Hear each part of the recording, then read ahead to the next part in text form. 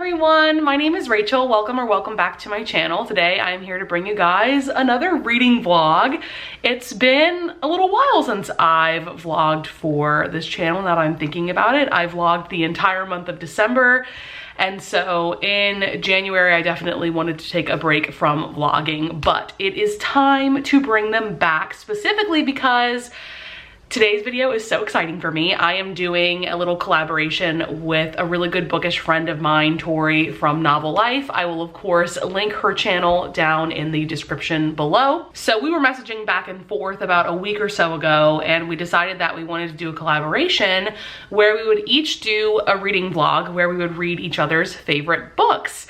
So that's what I'm here to do today. As of right now, I am planning to read 3 of her favorite books. I have a complete duet that I'm so excited about. I've already started the first book, and then I have another completely separate book, but I might read a 4th book. There is a 4th book that I have in mind that I might squeeze into this vlog as well. I'm not quite sure yet. And if you don't know Tori, I highly recommend that you follow her, by the way, because I love her and I love her content so much. I think she has amazing book recommendation videos. In particular, she puts out so many of those, and she puts out so much content every week in general. But yeah, she's awesome, and I am so excited about the books that I have picked for this vlog. Basically, I watched her end of 2021 content. She did a couple of different videos. She did like top favorite historical romances, top favorite contemporary romances, and then she did like a top 21 books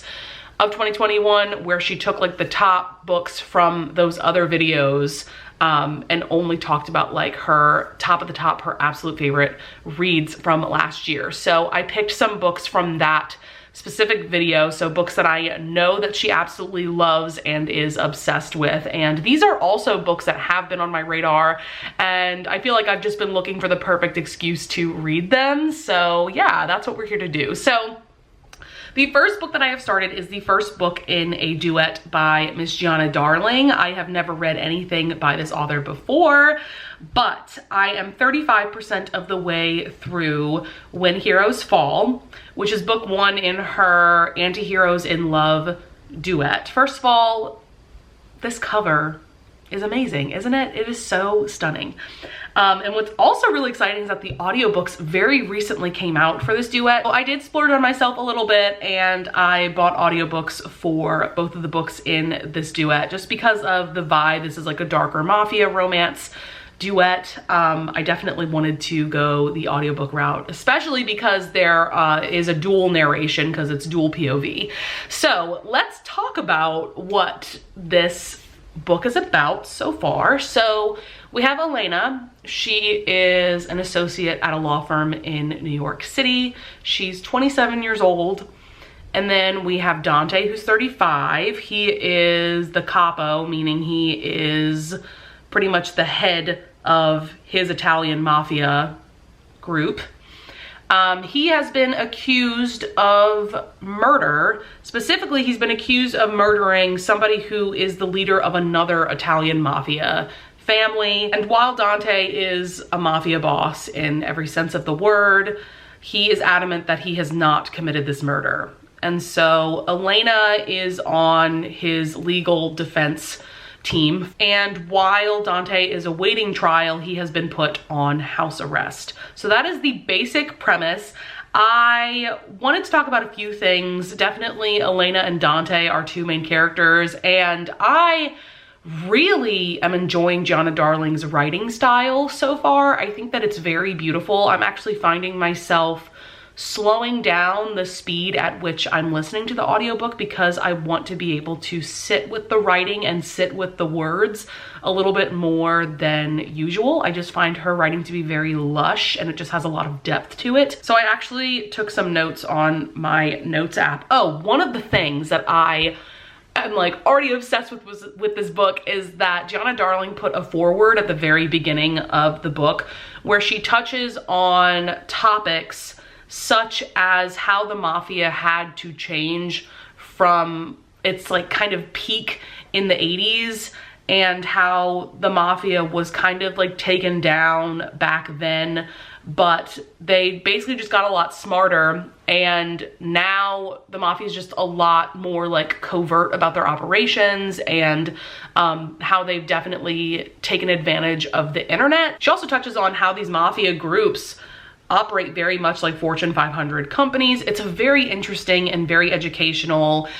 She also just talks about the legal system a bit and how much research she did, because Elena is a lawyer and obviously there's going to be a murder trial involved and stuff. I just found all of that to be really interesting. I've never read a mafia romance book where the author took the time to explain their research and how the mafia is run nowadays, and how it's actually really hard to know how the mafia is run nowadays, because like I said, everything is a lot more like covert and secretive. So yeah, I just really appreciate that Gianna Darling went that extra mile and explained all of that to the reader. Elena is a very serious person. She wants nothing more than to be a successful lawyer. And she is described throughout this first part of the book, at least that I've read, as being like an ice queen. And it's just really interesting to see why she is the way that she is, because in this first part of the book, we've already gotten a lot of insight about both Elena and Dante's pasts. More Elena than Dante. I think we still have a lot more to learn about Dante. There's also a scene where Elena goes to the doctor and we see that she has endometriosis, which is a chronic illness that I don't think I've ever seen represented in a romance novel, now that I'm thinking about it. And endometriosis is a chronic illness and a term that I've definitely like been aware of and I've heard several times over the years, but it's not something that I actually knew what it was. So reading this book made me do a little bit of my own research, and now I understand what it is, and like, oh my goodness, wow, like I didn't realize how severe it can be and how debilitating it can be in a lot of ways. And I do have a couple of people in my life that have it as well.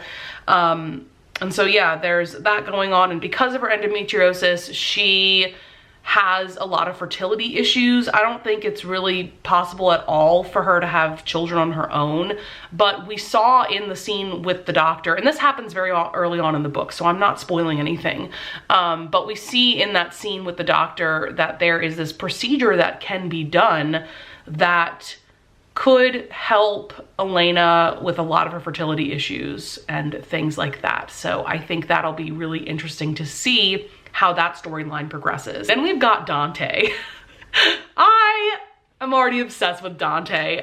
The reason why I was so excited about this duet is because Tori pitched it to me as, you know, a grump sunshine dynamic where we have a grumpy heroine and a sunshiny hero, and you never see that in mafia romances, ever, ever, ever. The mafia hero is always broody and grumpy, but I have to say Dante is like a breath of fresh air, in my opinion, in terms of like the heroes that you usually see in mafia romances. He's someone that enjoys life. He says that in his own inner monologue. He enjoys life to the fullest because you never know when your last day on earth is going to be, especially when you are a mafia capo, a mafia boss, and you could be killed any day for the things that you do. But he's also somebody that knows to be brutal when he needs to be. And that's also been very interesting to see, because we've seen one scene in particular where he's like pretty much torturing someone to get information out of them. You know, at first glance, Elena comes off as this ice queen to Dante, and upon first glance, Elena judges Dante to just be this villain, this very stereotypical mafia boss with no other nuances or complexities or anything like that. And so it's really fun to see Dante kind of chip away at this image that Elena has of him, and vice versa, because Dante is learning more and more about Elena as he's messing with her, as he's interacting with her. And obviously there is this attraction between the two of them. Something about the way that Dante messes with Elena reminds me a bit of Rhysand from the ACOTAR series, by the way. So if you want a little bit of that dynamic, I would definitely read this book. So I have been talking for way too long. Oh my goodness, I've been filming for like 15 minutes. I can't believe that I already have so many things to discuss about this book, even though I'm not even halfway through it, but as you can tell, I'm already really, really enjoying it. I'm so glad that I decided to read this duet for this vlog. And let's see, I have about like 2 hours before I need to head out to go to work this evening. So I think I'm just gonna jump back into this book. I don't know if I'll be able to finish it today. I have like 8 hours left of the audiobook and I'm listening to it at about like 2.5, 2.6 times speed. So we will just have to see. But yes, I will definitely give you guys an update at some point tomorrow. It's Wednesday, my dudes, and very late last night, I finished When Heroes Fall by Johnny Darling. And y'all, this book was a straight up banger. Oh my goodness. Like, wow. I am so obsessed with Elena and Dante. Dante in particular, I think I've already gone into why I'm so obsessed with him. But another thing that I wanted to mention is I love that Dante has like this big booming laugh, and it's just so fun and funny to see like the kinds of things that Elena says to make him laugh.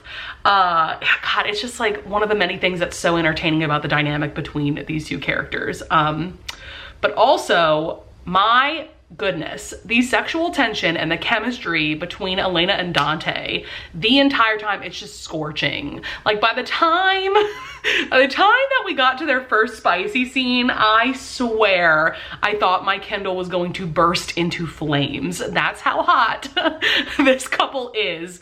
And oh my God, the audiobook's really great. I don't know if I mentioned that, but the narrators did a really good job with the narration. I don't want to spoil anything, but I will say that there's like this crazy car chase scene that leads to a spicy scene, and wow. That's all I'm gonna say. One of the things that I love about this plot, by the way, is the forced proximity aspect, because I mentioned this in my last update. Elena is a lawyer working on Dante's murder trial case and all of that. And Dante demands that Elena come live with him. He's on house arrest in his penthouse. So he demands that Elena comes to live with him there. And so, yeah, like, so good. We love the forced proximity trope. It always serves, you know what I mean? And then what's also really interesting is that there is a side character. There's two side characters in this book. Cosima, who is Elena's sister, and then Alexander, who is Dante's brother. And throughout the book, I was like very intrigued about them and their story, because Cosima was sold into sex slavery by Elena and Cosima's father, yes, to Alexander, who eventually ends up being her husband. Like, I need to know how that story plays out. And so I was looking through Gianna Darling's backlist, because I could have sworn that Tori mentioned that Elena's sister has her own romance, like has her own book. And so I discovered the Enslaved duet by Gianna Darling. So the first book is Enthralled, I believe. And so these two books cover Cosima and Alexander's story. So I need to read this duet, like ASAP, because I am so intrigued about their story. Like, it just sounds so interesting. Yeah, like I said, I finished that late last night, and I think I'm gonna start When Villains Rise at some point tonight. And I'm just so intrigued to see the direction the story is gonna go, because the way that book one ended, like, yes, it's open-ended, but at the same time, it has an ending. Like, it's not a cliffhanger necessarily. So I'm very interested to see where Gianna Darling takes the story. Yeah, I need to read everything that Gianna Darling writes. I'm obsessed with her writing style. I am really intrigued about her Fallen Men series, which is a motorcycle club series. I don't think I've read any motorcycle club romances now that I'm thinking about it. So I'm very intrigued about that series. And yeah, I'm gonna stop talking now. I think this update has been long enough, and I will talk to you guys once I have started When Villains Rise. Hi, I just finished When Villains Rise by Gianna Darling. Like, maybe 10 minutes ago, and wow. Oh my goodness. Somehow this second book was even better than book one. I don't know how Gianna Darling did it, because usually when you have a sequel in a romance series like that, and that it's following the same characters as book one, usually it's very difficult for an author to keep the romance interesting, especially because a lot of the time the romance is pretty much established by the end of the first book. But this author really made it work. Oh my goodness, this was even better than book one. I am just obsessed with Elena and Dante. Oh my goodness. So much happened in this book that obviously I can't talk about in this video because it would be spoilery. And oh boy, if you thought that book one was hot and steamy and all of those things, book two ramps it up even more. Literally from the first scene in this book. Like, Dante can get it for sure. Oh my God, he's my new book husband. At this point, I literally messaged Tori last night, I think, and I said something along the lines of, thank you for finding me a new romance hero to obsess over, because Dante has my heart and my soul. Oh my goodness. He's like the most sunshiny and charming that a mafia don could possibly get, yet he's so ruthlessly brutal when it's necessary. And I've never seen a mafia romance hero like him before, and I probably will never read a mafia hero like him ever again. And Elena is an absolute icon.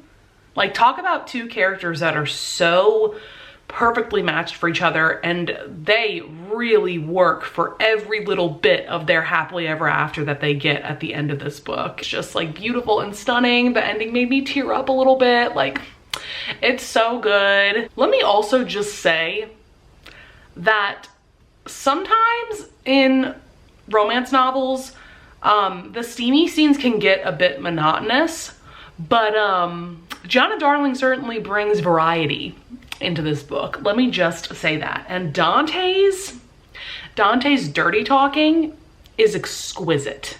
It is immaculate. It is everything.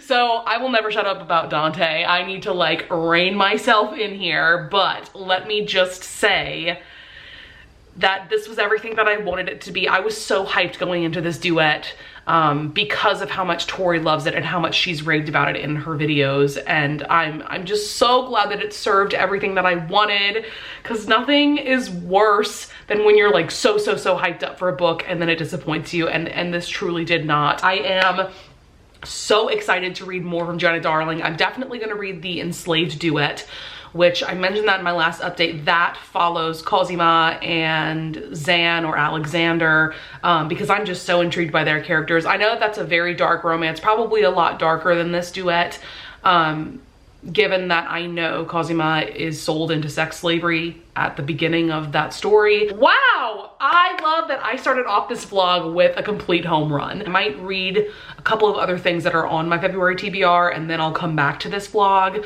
And then I am considering maybe reading one more book for this vlog, but we will just have to see. All right, happy Friday, everybody. It's just about 10 p.m. and I actually decided to read the entirety of Hooked by Emily McIntyre. I actually started the audiobook really late last night because I've gotten into the habit of listening to an audiobook right before bed, like as I'm in bed trying to fall asleep. And I found that it's a really great way to relax me. And because usually right before bed I'm staring at my phone like watching YouTube videos or something like that, This method of just listening to an audiobook is a lot better for my eyes, and from what I understand, that's a lot better for your sleep cycle, to not be staring at your phone right before bed. I started Hooked last night. I listened to like the first hour or so last night, and then I read the rest of it today. So this is another dark mafia romance. Are we seeing a theme here with Tori's favorites? I can't remember actually if this was featured in like her top 21 books of 2021, but I know that she loves this book. I definitely know that she's given it 5 stars and she's raved and raved about it. So this has been on my TBR for a while. What's really interesting about this is that it is a dark mafia-esque romance, but it's also a reimagining of Peter Pan, with our Hook-like character being the love interest, being the hero, and then Wendy is the heroine. And so it's mafia-esque because James, or Hook as he's known by his colleagues, he has some sort of like organized crime gang group going on, so that's how it's mafia. And so we have Wendy, our heroine. Her father is Peter, a Peter Pan-esque character who has wronged James in the past in a very big way. And so James decides, as a way of revenge, you guys should know by now I adore revenge plots, as a way to get back at Peter, he is going to pursue Wendy and ruin her, essentially. But of course that backfires because he's like instantly attracted to her. And there's some really cool elements from the Peter Pan story, such as this bar that James owns called the Jolly Roger. He also owns a yacht, I believe, that's called the Tiger Lily. And one thing that I really, really enjoyed about this reimagining is that James has a lot of trauma from his childhood. His uncle abused him in a lot of ways.